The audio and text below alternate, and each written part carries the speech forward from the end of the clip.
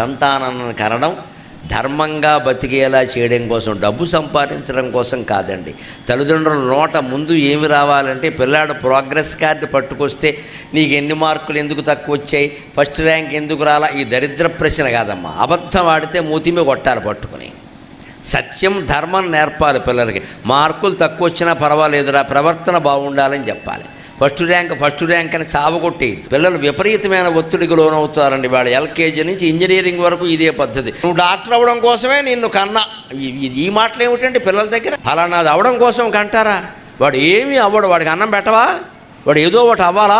ఈ తల్లిదండ్రుల యొక్క దురాశలు తగ్గిపోవాలండి బాగా. నువ్వు బాగుంటే చాలు, 4 మెతుకులు తిని ఆనందంగా ఉంటే చాలరా. మన పెద్దపల్లిలో ఉద్యోగాలు లేవా, ఏదో చేసుకోరాదా, మా కళ్ళ ముందు ఉంటావు. ఈ మాట తల్లి నోట తండ్రి నోట వస్తే కుటుంబాలన్నీ బాగుంటాయి. నువ్వు వెళ్ళిపో, నువ్వు హైదరాబాద్ వెళ్ళిపో, నువ్వు అమెరికా వెళ్ళిపో, మరి పెద్దపల్లిలో ఎవడు ఉండాలి? ఈ మాట రావాలి.